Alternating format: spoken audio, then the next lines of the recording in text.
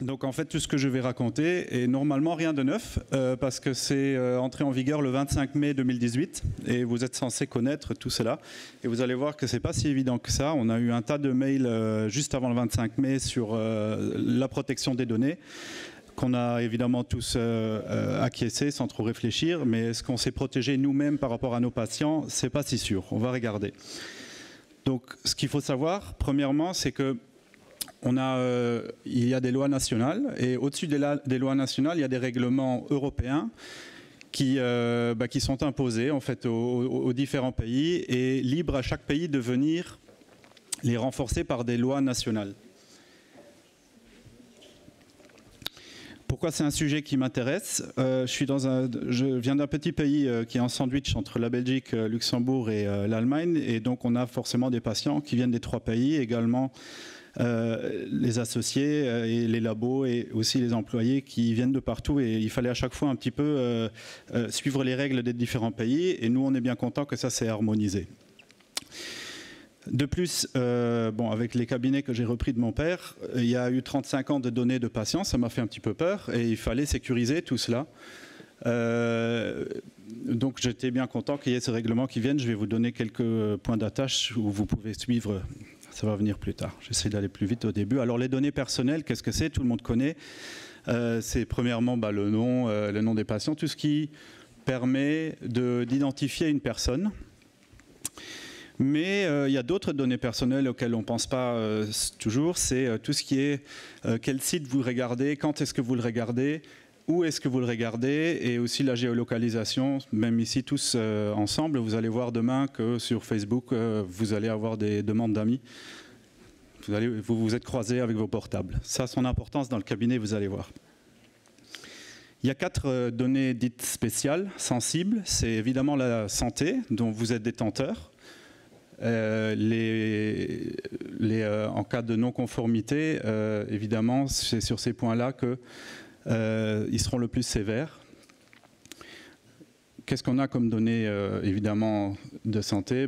Tout le dossier patient, l'anamnèse, les photographies, les empreintes, et j'en passe.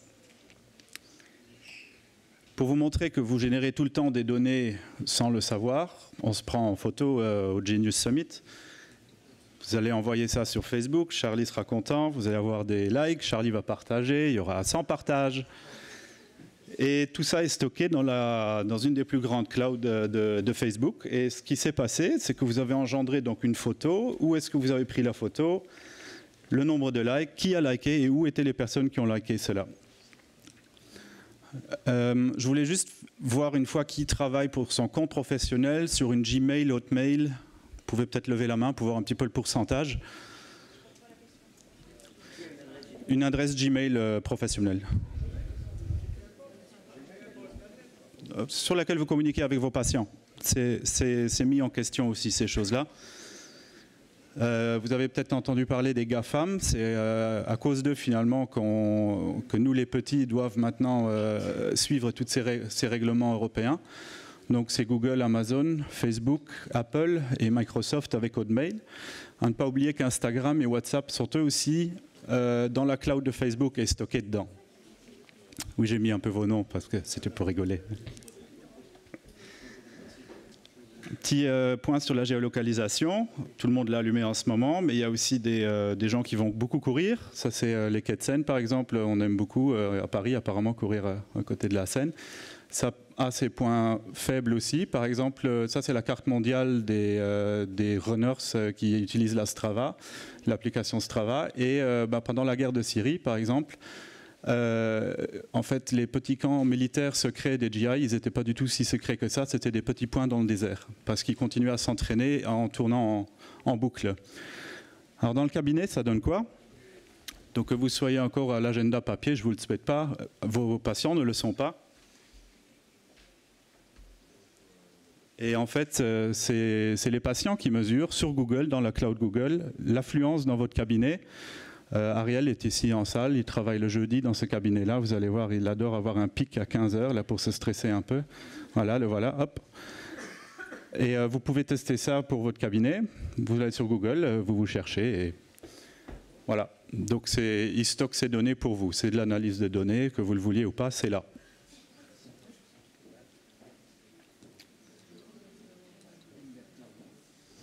Donc l'analyse des données, ça peut être une bonne chose, là je passe, mais il peut y avoir aussi des abus. Ces abus, on les connaît, ça donne des présidents ou encore des désastres comme le Brexit. Les données médicales, il y a des statistiques et des études là-dessus, surtout aux États-Unis. Ceux qui sont le plus piratés, vous voyez ici 12 millions, rien qu'en l'année 2017, aux États-Unis, c'est 73% des données médicales qui, en fait, dont nous sommes détenteurs et où il faut se protéger. Quelques exemples, mais je passe vite, ça c'est le système de sécurité sociale anglais. On passe plus vite, un centre de dentisterie, même chose, la fac de médecine de Washington. Ça, c'est rien qu'en 2017, ça c'est très grave, ça c'est des oncologues, 19 000 patients. À chaque fois, c'est pour des rançons en fait. Exemple si vous avez un compte Gmail, de ce qu'il faut faire ou pas faire. Donc vous rentrez, vous voyez Dominique, vous dites voilà, j'ai revu notre patiente commune, Sylvie Pereira, pour sa chirurgie d'avancée mandibulaire. Données personnelles, données sensibles, et que vous, évidemment, partagez, c'est stocké sur Google, enfin sur leur cloud. Alors, il y a un semblant de sécurité ici en bas, on peut le tester aussi, mode confidentiel, ça va en fait juste empêcher l'autre côté, c'est-à-dire Dominique, de télécharger la panoramique, et ça, il a 2 semaines, par exemple, ou 1 semaine pour la télécharger. Ça restera quand même dans la cloud de Google, il faut le savoir. On parle toujours d'email sécurisé. Qu'est-ce que c'est exactement? C'est pas en cochant une case. Un email sécurisé qu'il faudrait en fait utiliser, c'est un email qui est d'office chiffré et il vous faut un mot de passe. Maintenant, libre à vous de voir comment vous transmettez ce mot de passe. Il est toléré d'envoyer un deuxième email qui n'est pas chiffré avec le mot de passe. Un autre exemple, une associée qui m'envoie « Qu'est-ce que tu voudrais faire ?» Ça se passe sur WhatsApp. C'était avant le 25 mai. Bon, il y a aujourd'hui beaucoup de logiciels sur les reconnaissances faciales et bon, bah, j'espère pas voilà, que ce soit une personne qui va me faire des problèmes dans 15 ans. Bon. Non, mais je pense que j'exagère pas. Je crois vraiment que d'ici, vous êtes en train de traiter, ou en tout cas un de vos confrères que vous connaissez, les prochains présidents de France. Ils ont aussi de l'orthodontie et donc ils peuvent vraiment vous faire des ennuis si c'est stocké sur une Gmail ou sur un WhatsApp qu'on retrouve leurs photos. Alors, c'est quoi exactement ces règlements? Il y a plus de transparence et de contrôle pour les patients. Plus d'uniformité dans les 28 pays pour qu'on ait tous les mêmes règles.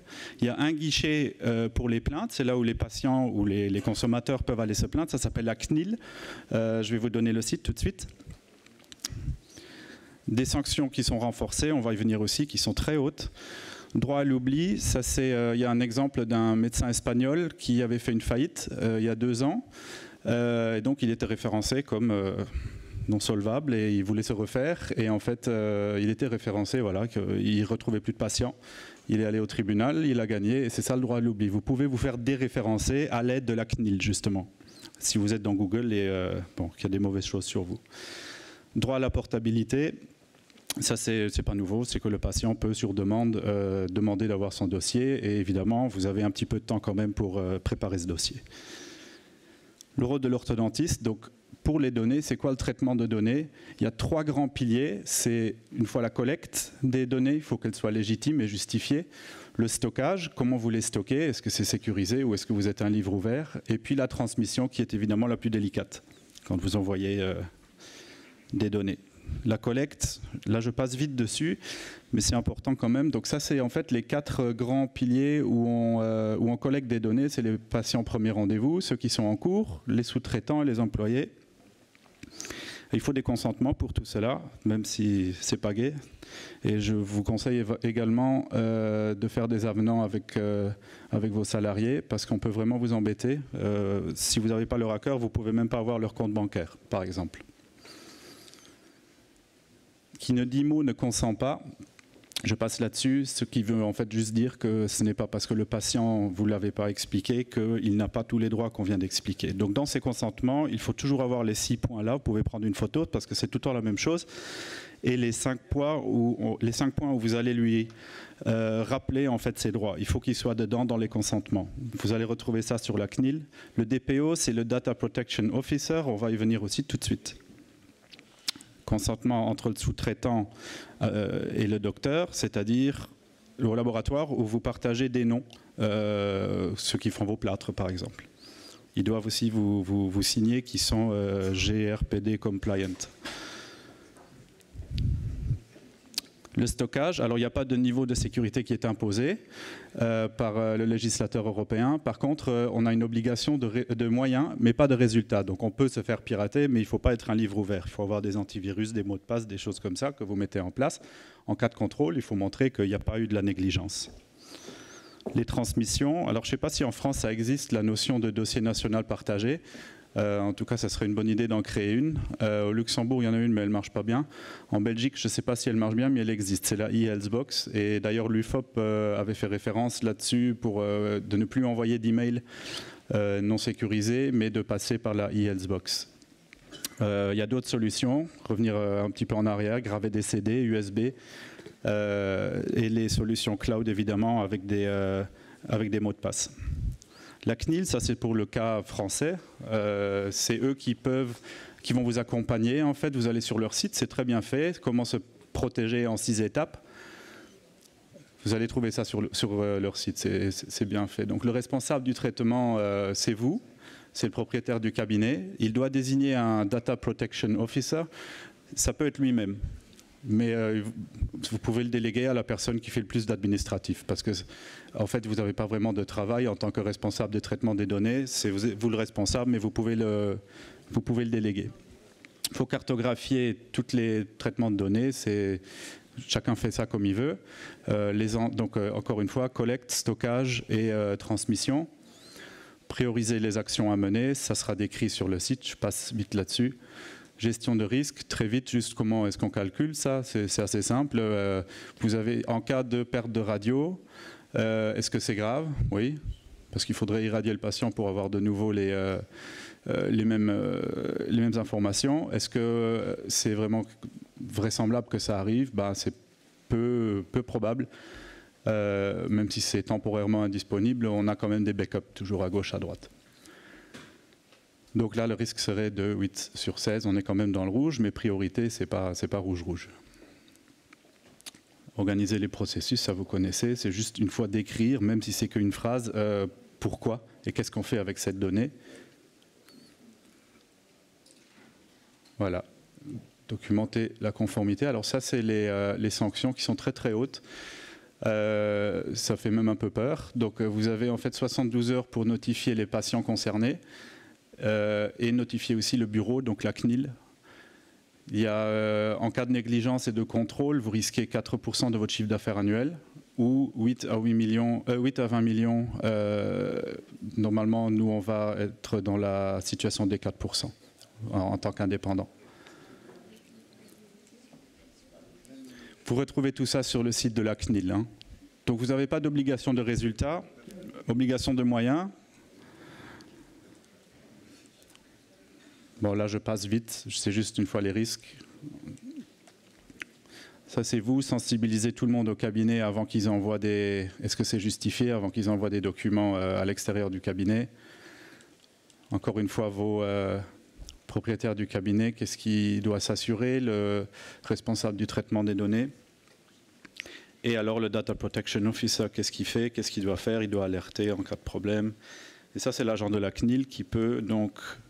venir, attendez, donc il peut intervenir sur plainte d'un patient, ça c'est nouveau, spontanément, et là le bon conseil à faire c'est que l'assistante dit tout de suite c'est pas moi la personne de référence, il faut voir avec notre DPO, comme ça, un, vous gagnez du temps, et deux, point de vue procédure, vous êtes dans le bon, et elle n'a pas le droit de donner des informations à l'extérieur. C'est le premier test qu'ils font en fait. Ça, c'est ce que l'UFOP disait, j'en ai parlé, donc ne communiquez plus vos radios. L'UFOP, c'est l'Union francophone des orthodontistes belges. Il y en a quelques-uns qui représentent aujourd'hui. Voilà, je vous remercie. En cas de questions, bon, il y en a certainement beaucoup, mais sinon, demandez un peu de consultance.